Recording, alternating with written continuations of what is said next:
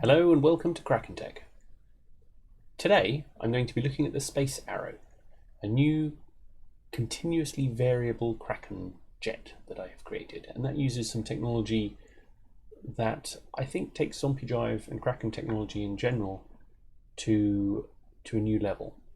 It's certainly not something I've seen before, and I'm going to share with you how it works and indeed how to make it. I'm going to be looking at this craft, and then I'm going to be recreating this craft from scratch. So hopefully by the end of this video you will understand how it works and how you can recreate it yourself. But before I do that, let's just take a look at the craft itself.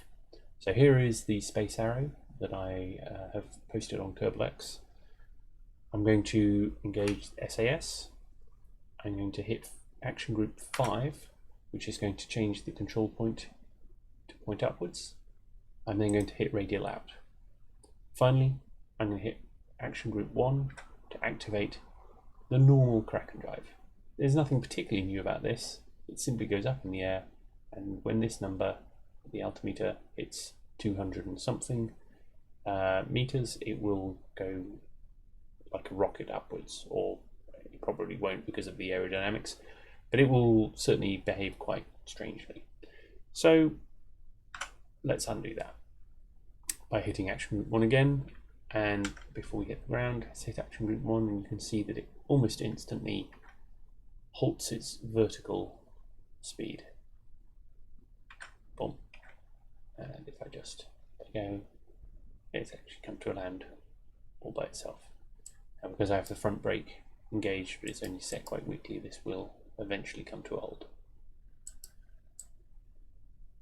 So that's the first step. Nothing particularly exciting about that. What does get a bit more exciting is when I start using the throttle. So what I'm going to do is I'm going to point it, first of all, reset using action group 10 so that the control point is forward. I'm going to reset the SAS, and I'm just going to disengage the brakes, and then I'm going to turn so I have a bit of flat ground. I'm not going to use the runway in this case because honestly it's not needed. I'm now going to turn the throttle up just a little bit. You can see we're starting to accelerate, and if I slow down, if I go back to 0, you can see the acceleration stops. Back up a little bit, up a bit more, up a bit more, up a bit more, and you can see that the acceleration is increasing. Now I'll take off before I show anything else. By default, the canards have a slight deployment angle, so at moderate speeds it will fly fairly flat. At faster speeds it will start to curve upwards, and you can control that using I and K to change the deploy angle. So if I just do that, see, it just affects it very slightly. So with that, you can fine tune your flight pattern fairly nicely and keep a fairly decent level flight with relative ease. Now, here we can see we're cruising at 348 meters per second. We're on 2/3 throttle. I can obviously decrease that speed by throttling down. I can also increase it pretty dramatically by throttling right up, and that's because we're using two separate Kraken drives, the Zombie and the landing leg drives. But again, if I throttle back down,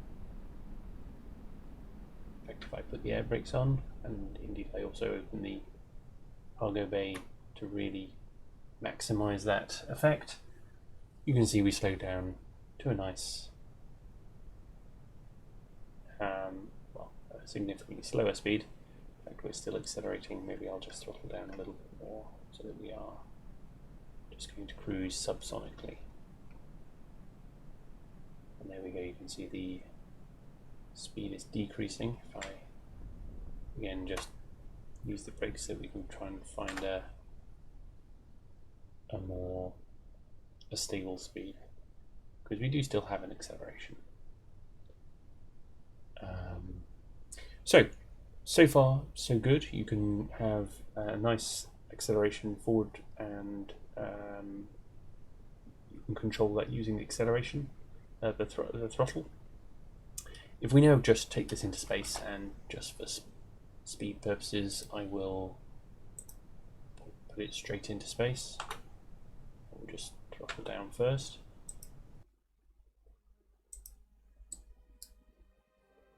And I'll also open up the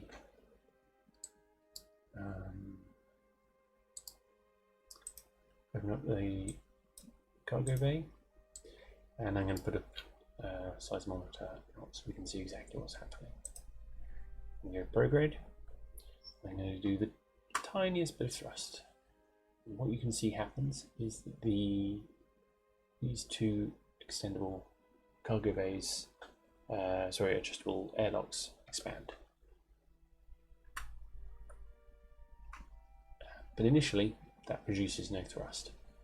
The reason for that is that this airlock is interacting with this bunch of docking ports here, and this one is interacting with this bunch of docking ports here, but they have an equal number. So right now there is no effect.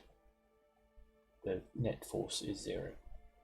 As you accelerate, what happens is this part of the drive gets pushed back gradually.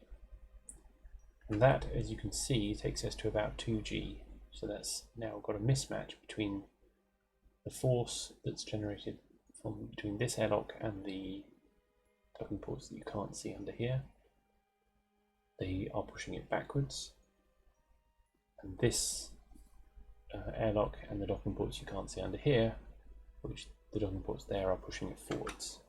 So each one of these, I can select them, has the 200% force, and the airlocks have a 0 force.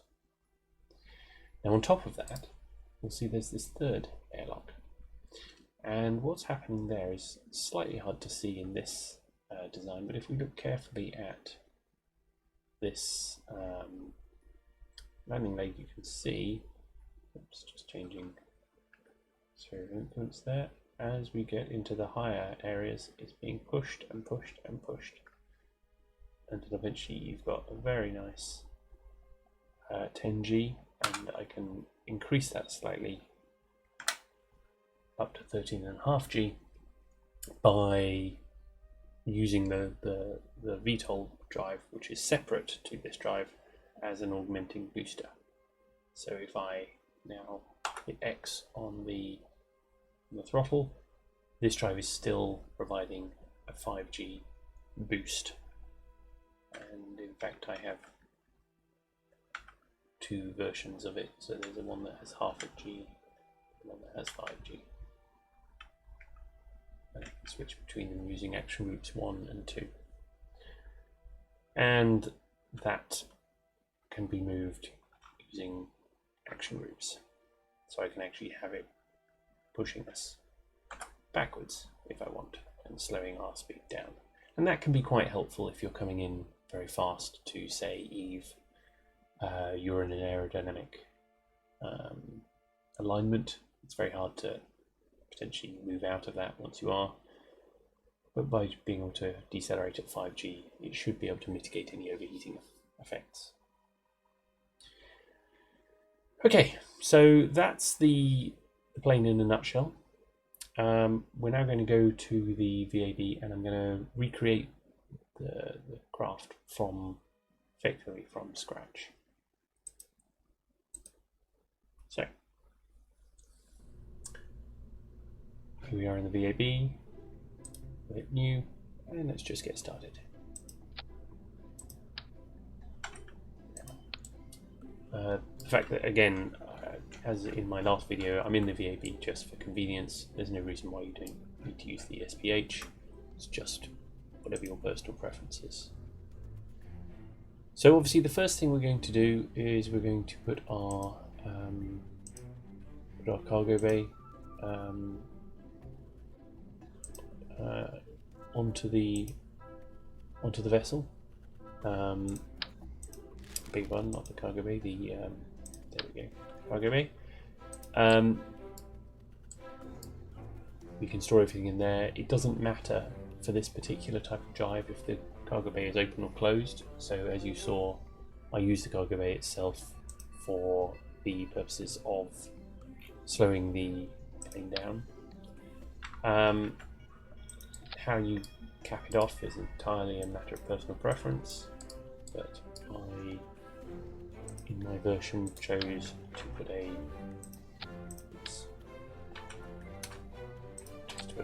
standard docking port on the back. We can take monopropellant out because that's not necessary. Now let's get to the meat of it. So what I'm going to do first of all is put a structural piece down, and then I'm going to put 8 junior docking ports around it. Okay. I'm now going to set these to have full docking force, and then using the offset tool, holding down the modifier, I'm going to pop them in line. One thing I'm also just going to do, because I can see that there's a slight disparity, is just make sure that is 100% straight, and then I'm going to pop them in there. Doesn't actually matter whether it touches them or not, entirely personal preference. So now I'm going to put the airlock on, and for that I'm going to attach it there. I'm then going to put the docking force down and open it, and then I'm going to move it so that it's approximately right. Lastly, in order to get, let's just do one, there's no need to have hundreds of them. I'm going to simply put the structural pieces on top of one of the docking ports so that I can now carefully zoom in, and turning the grid connection off, which is hotkey C, and then just move that in until it just touches it. Just so that's really just optimizing the drive so that it creates the most force possible. And if I just move this now into here, turn the clamping back on, and I'll put it right in the center. We can show exactly how that's working so far just by going up into space.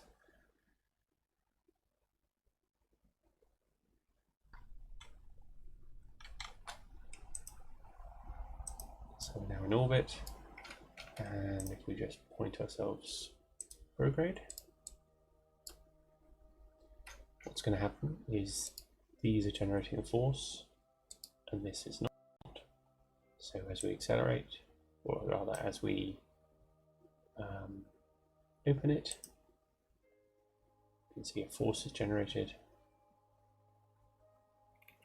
and interestingly you'll see you can't close it using the menu alone.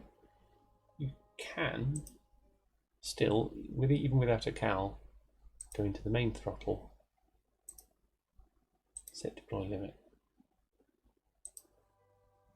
and then you can control it that way. So now I can control directly how this docking port expands and contracts. And as you can see, it does nothing, and now it starts to do something.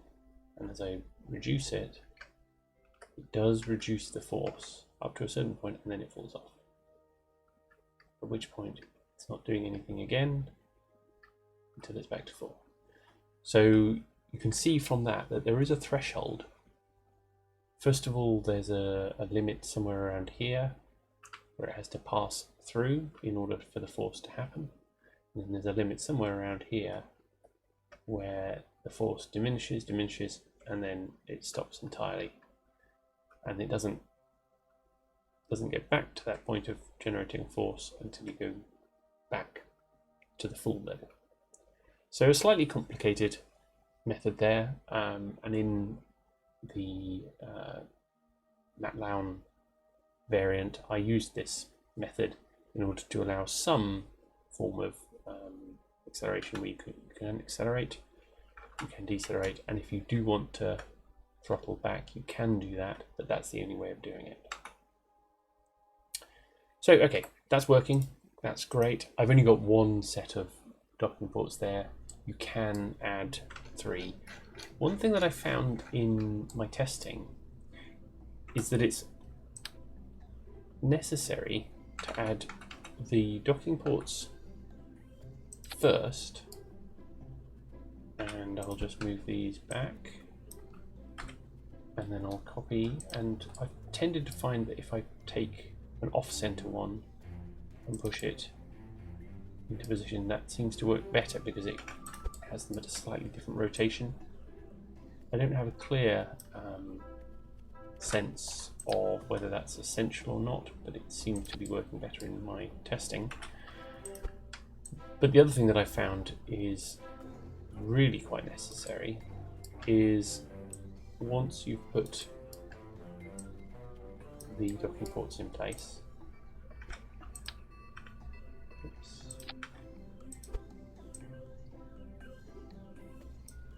shouldn't really be doing this while talking, but we'll get there.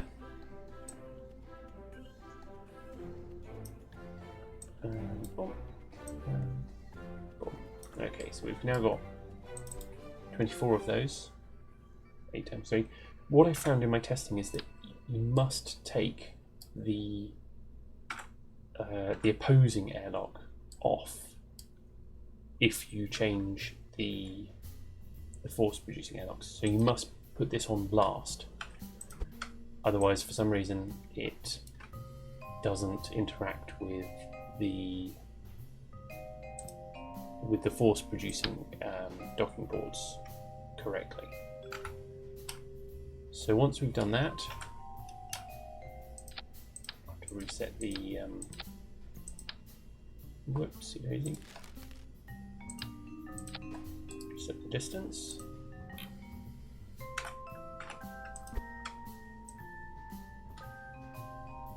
And this is obviously the time-consuming part of any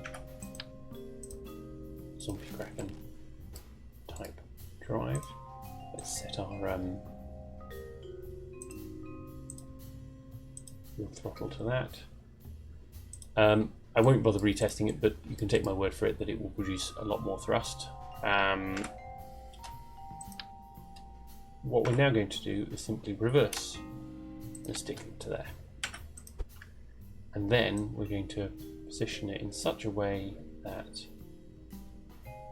well, it's pleasing to us. It doesn't actually matter enormously so long as they are not going to interact with each other. So you have to have enough of a gap between this structural piece and this structural piece for those to work. And now, if I were to, for example, let's see if I take this one off and instead have it as a deploy toggle, and now if I launch that, we've got the beginnings of what we're actually trying to do here, which is you take 2 drives, have them opposing, and then you can control one of them. So let's just get ourselves into orbit. Let's go prograde. Let's first of all just check that we are working in both senses. So 2267, and we're going backwards, and we're going forwards. So now if I do that, And that. Whoops, did I do the wrong one? I did, didn't I? It's alright, we'll just change it on the fly. Mean throttle is not this, but this.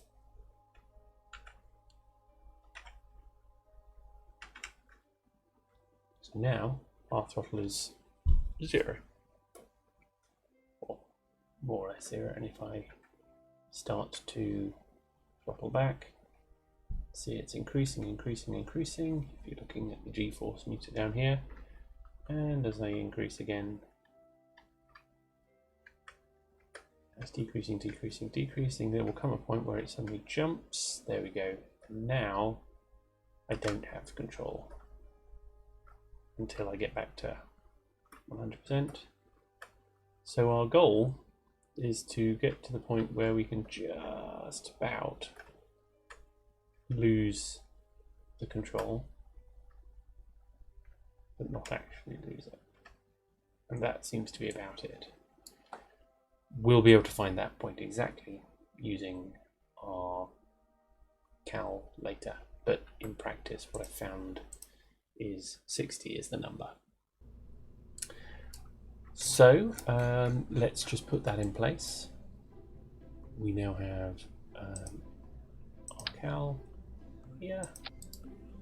We're going to open the editor. We're going to add this drive, deploy limit, this drive, deploy limit. We're going to take them out of here and take throttle out of there, but instead we're going to have the play position.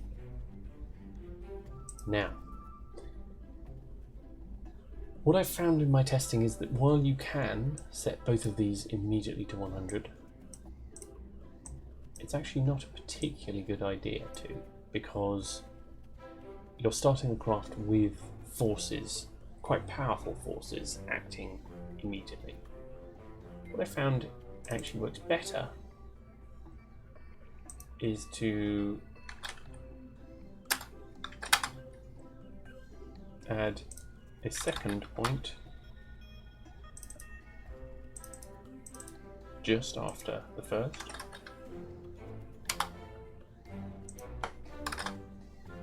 where you have set the let's expand this a bit so we can see it a bit better, where you've set the first in fact that's a bad idea because I can't get to the first point anymore. You set the first point to 0 and you set the second point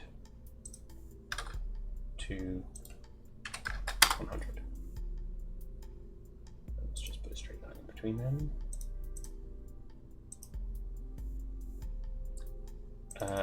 Then, and I'll just carry on with this bit for a little minute, you put a small amount, I found 0.12 in my testing to be a good number, at 100. And let's just check I've got the right one here.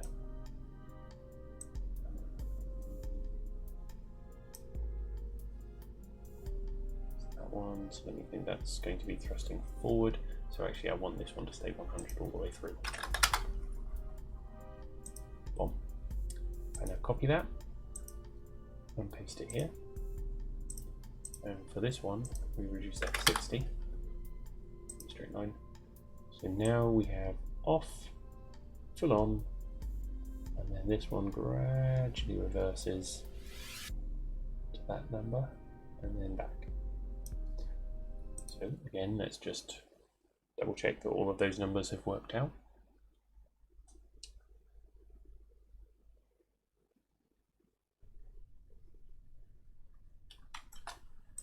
Put ourselves in orbit, put ourselves prograde. And as you can see, we have no thrust, still no thrust. Starting to get a little bit of thrust, you can see from G-force, going up, going up, going up, going up, going up, to not a bad maximum. And down, and up, full, and down. Ah yes, now there is an interesting little side effect. So if I go down now you can see we're going down gently. But if I start from 0 and I just immediately hit full, you can see that number, that's pretty much bang on 5, whereas if I went up using shift, I only got to 4 point something. There seems to be some effect where if you just go straight to full, it ignores the position of this one. It never gets to its full extent, and so it never engages. And so as a result, as you decrease it, it's not doing anything, not doing anything, not doing anything, not doing anything, until suddenly, boom, it is. And now if we carry on working, it is working properly. So in other words, getting to this point here where we're at absolute minimum throttle, and can't see it now because we're so far out of low orbit, but if I just do that, there's no acceleration. That is an important stage if you then want to do full acceleration and have control. Of course, the effect is not unhelpful. If you just want to just get maximum acceleration, you've got that, and it's ignoring the push against, so this is a higher acceleration than you would get with the controllable version. So that's good. You know, we've got decent acceleration, zombie style, but you know what, we can do more. And that's where the second part of this drive comes in, which is to simply take some point, and it really doesn't matter where, to add another inflatable airlock. I think the way I did it before was to attach it to the back and then to push it a little bit forward. Doesn't matter enormously where, you just have to have somewhere that's consistent and repeatable. And this one, we're going to turn the force down, although it doesn't actually matter. We're going to put same vessel interaction on, and then we're going to use the other end to attach our landing leg. Make sure everything is nicely centered, and then we're going to push it across until it's just about there. Cool. Okay, just check that's centered. Yep. So now we've got a situation where if we enable interaction on here, that this will interact with that if it's expanded, and obviously if it's expanded completely it will do all sorts of horrible Kraken things, but we already have a cow. So if we now add this into the equation, then what we can do is set somewhere in the middle, say a point that, let me just check to see what the number we want is first, probably something like that, or maybe push a bit further. That's probably about as far as is reasonable. That's 20. 20. We're going to put a straight line there, change that back to 0. Make sure that's a nice straight line as well. So that's good, but that being the case, once the Kraken drive has kicked in, the force it's going to generate is going to swamp this. So in fact what we can do is put somewhere around here maybe, and we can tweak these numbers to find the exact point we want, but we can make sure that this gets to its full extent before hopefully the effect of this Kraken drive has become too great. And at this point I'm just going to add a accelerometer, because I really do want to start trying to get a clear sense of what's going on here.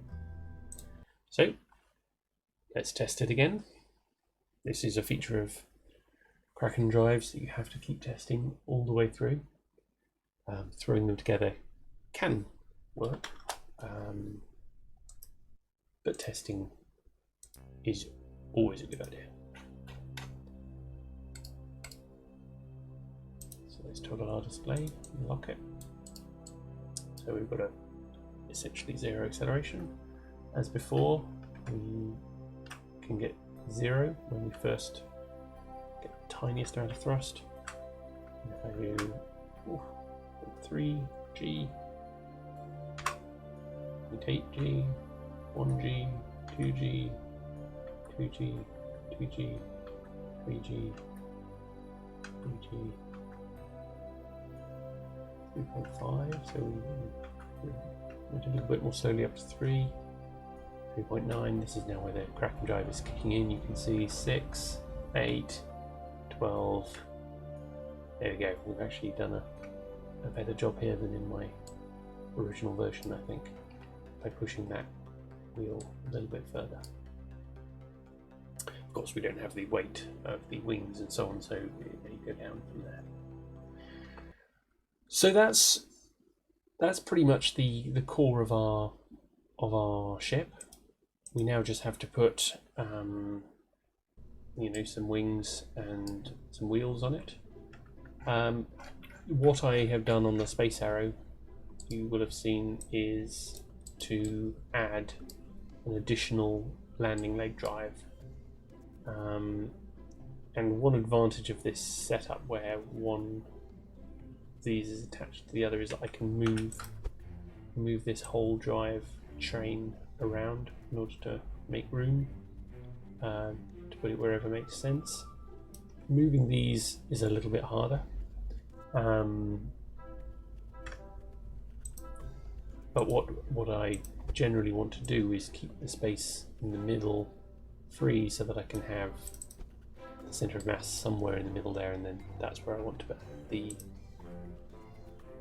hinge, which would be just, you know, attached directly to the craft itself, and then you put the landing leg drive on there. I'm not going to show that here because I did it in the previous video, and that's really it.